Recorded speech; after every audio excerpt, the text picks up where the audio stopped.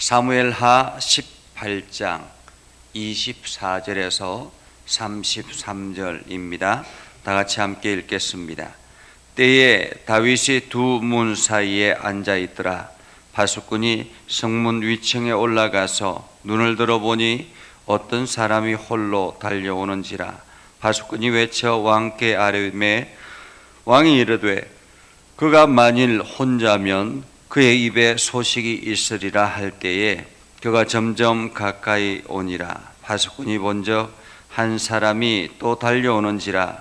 바숫꾼이 문지기에게 외쳐 이르되 보라, 한 사람이 또 혼자 달려오니 온다 하니 왕이 이르되 그도 소식을 가져오느니라. 바숫꾼이 이르되 내가 보기에는 앞선 사람의 다름질이 사독의 아들 아히마스의 다름질과 같으니이다 하니 왕이 이르되 그는 좋은 사람이니 좋은 소식을 가져오느니라 하니라. 아히마스가 외쳐 왕께 아뢰되 평강하옵소서 하고 왕 앞에서 얼굴을 땅에 대고 절하며 이르되 왕의 하나님 여호와를 찬양하리로소이다. 그의 손을 들어 내 주 왕을 대적하는 자들을 넘겨주셨나이다 하니 왕이 이르되 젊은 압살롬은 잘 있느냐 하니라. 아히마스가 대답하되 요압이 왕의 종 나를 보낼 때에는 크게 소동하는 것을 보았사오나 무슨 일인지 알지 못하였나이다 하니 왕이 이르되 물러나 거기에서 있으라 하매 물러나서 있더라. 구스 사람이 이르러 말하되 내 주 왕께 아뢰 소식이 있나이다.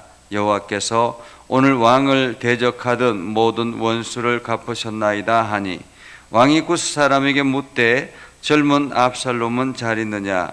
구스 사람이 대답하되 내 주 왕의 원수와 일어나서 왕을 대적하는 자들은 다 그 청년과 같이 되기를 원하나이다 하니 왕의 마음이 심히 아파 문 위층으로 올라가서 우니라.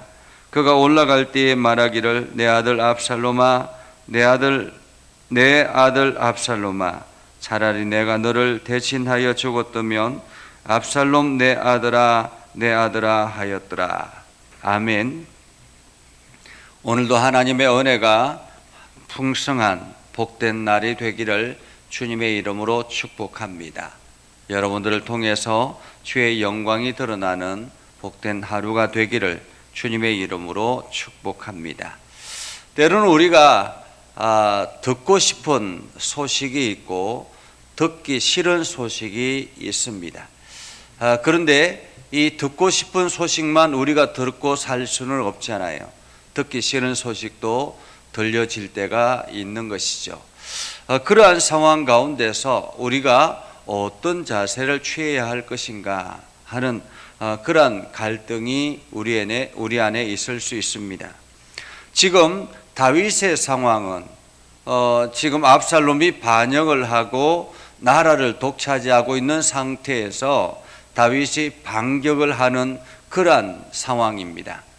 이제 반격을 해서 이 압살롬의 군대와 다윗의 군대가 싸우고 그 전장에서 지금 다윗은 후방에서 지금 전장의 소식을 기다리고 있습니다. 다윗이 기다리는 소식은 무엇일까요? 가장 먼저는 승리했다라는 소식이겠죠. 승리했다라는 소식. 그런데 다윗이 전장에 나가는 요압에게 이야기하였습니다. 내 아들 압살롬을 조금 잘 대해주라 라는 것이었습니다. 그 말은 죽이지 말고 살려다오 라는 말이었죠. 그런데 요압이 어떻게 했습니까? 상수리 나무에 머리가 걸려있는 그 압살롬을 금방 죽여버리지 않습니까? 그리고 이제 돌무더기에 파묻어 버리죠. 이러한 모든 상황, 이것을 어쩌면은 다윗은 이게 전쟁에서 승리했다라는 것과 아들 압살롬이 포로로 잡혀왔다라는 소식이 가장 들려질 기대하는 소식이었을 것입니다. 그런데 지금 후방에서 그 전장의 소식을 기다리고 있는 장면 속에 오늘 본문의 이야기를 우리는 봅니다. 때에라고 이야기해요. 때에. 이 때에라는 말은 전장에서 요압이 구스 사람에게 아히마아스가 먼저 내가 가서 이 소식을 전하겠습니다라고 했을 때 요압 장군이 그러죠. 너가 가지 마라. 아직까지 너가 이 소식을 전하지 마라라고 이야기합니다. 그러면서 구스 사람에게 먼저 이 전령의 역할을 하게 하죠. 전장의 소식을 전하게 합니다. 그럼에도 불구하고 아히마아스가 어제 말씀을 보면 그렇게 자기가 꼭 가서 전해야 되겠습니다라고 간청해서 하는 수 없이 이제 뒤늦게 아히마아스를 보냈습니다. 근데 아히마아스의 열정과 아히마아스가 훨씬 더 빨리 달렸던 것 같습니다. 그래서 열심히 달려가는 그러한 상황입니다. 때에 다윗이 두 문 사이에 앉아 있더라. 두 파수꾼이 열심히 달려가고 있습니다. 다윗에게 달려가고 있습니다.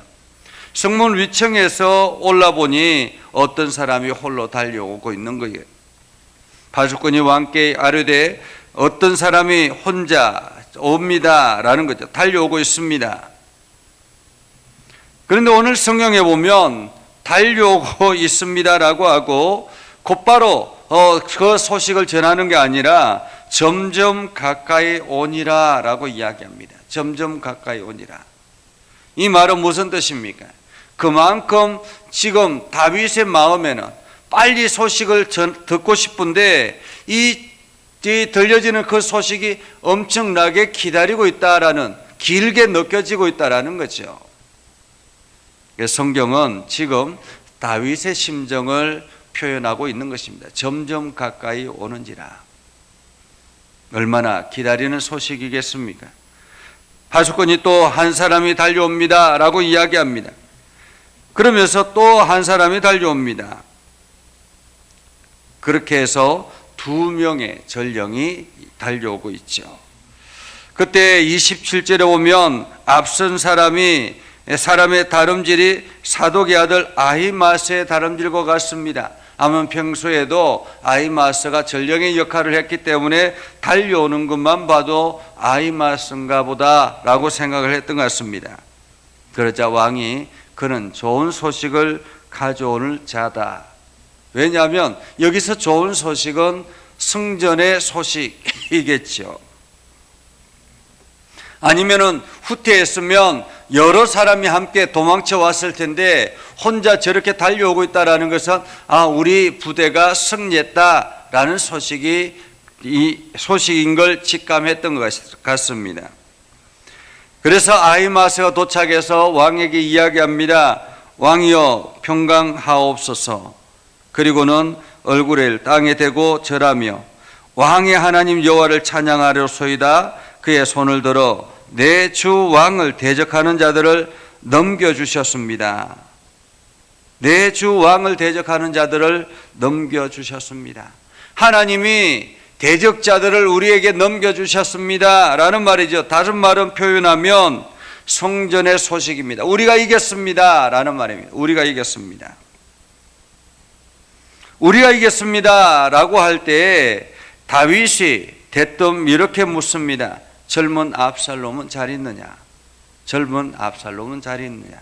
사실 다윗에게 더 기대되는 소식은, 더 기다리고 있는 소식은 압살롬, 아들 압살롬에 대한 소식인 것입니다. 그래서 아히마스가 이 사실을 직감하고 난 다음에 이 압살롬이 죽었습니다라고 말하지 않습니다. 제가 올 때에 요압이 왕의 종 나를 보낼 때에 큰 소동이 일어나는 것을 보았는데 무슨 일인지는 정확하게 모르겠습니다.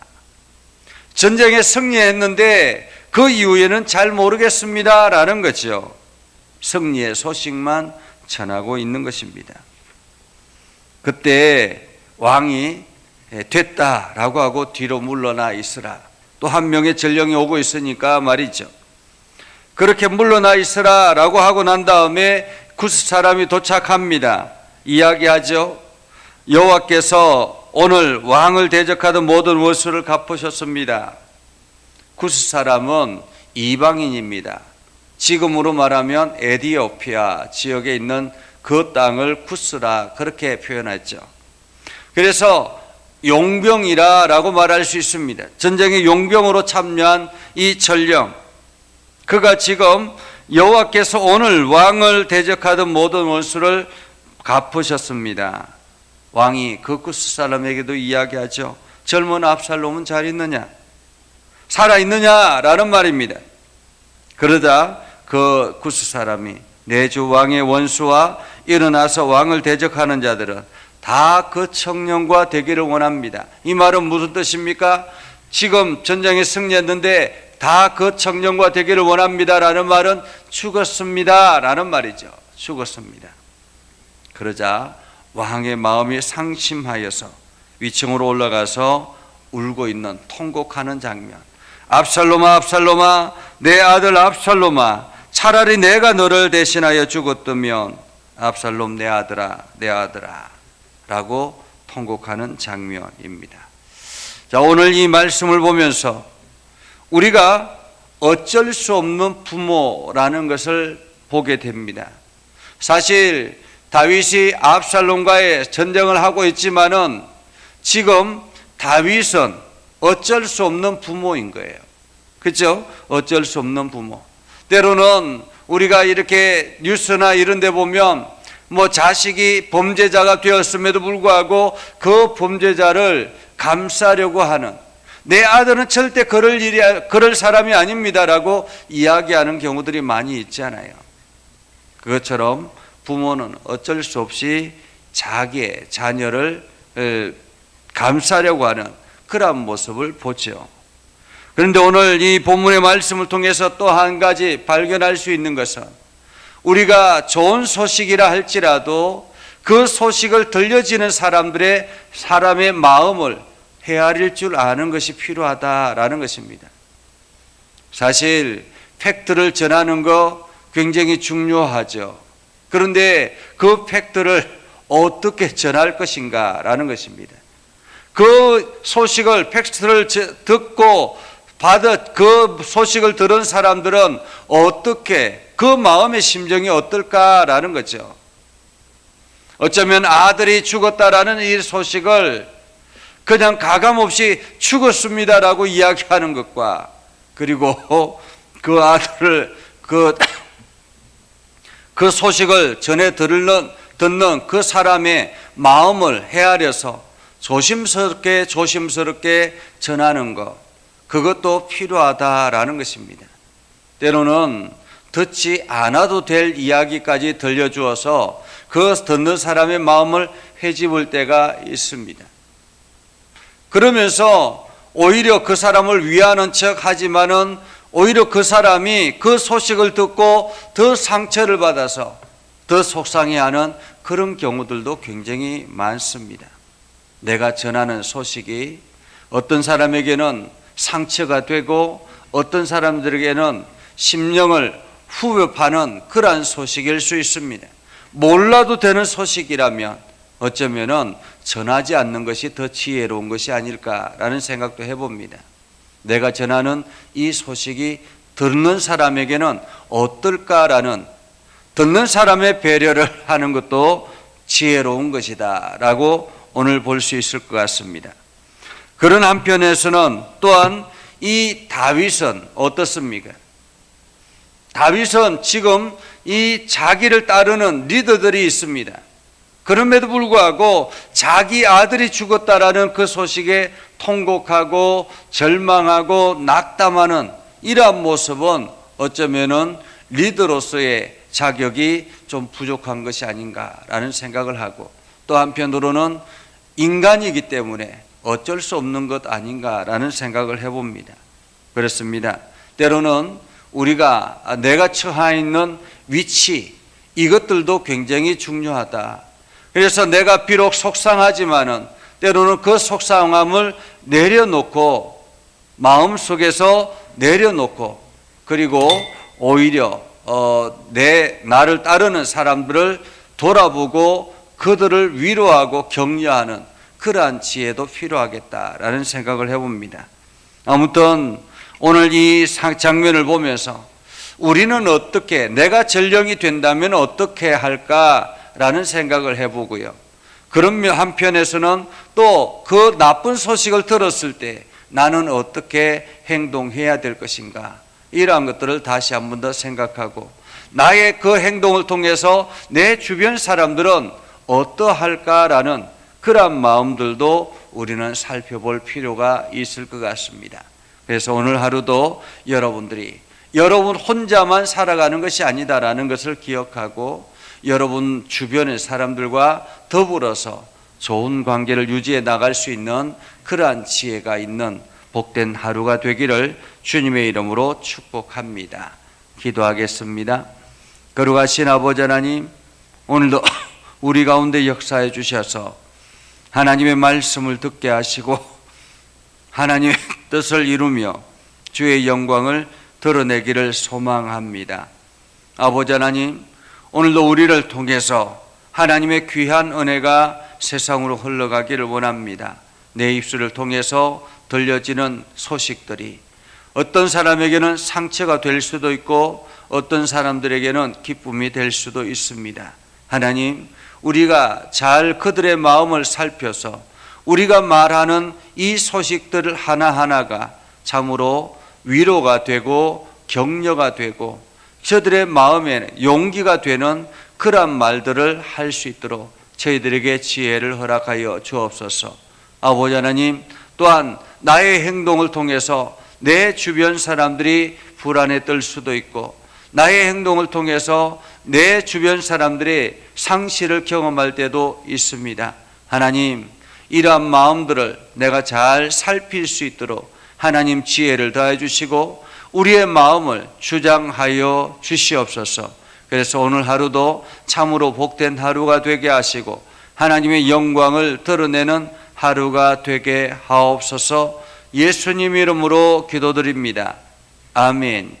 이제는 우리 구주 예수 그리스도의 은혜와 하나님 아버지 극진하신 사랑과 성령님의 감화 감동 역사 위로 교통하심의 은혜가 주의 말씀 안에 있는 믿음의 백성들 위해 하는 모든 일들 위해 영원토록 함께 하옵시기를 간절히 축원하옵나이다. 아멘.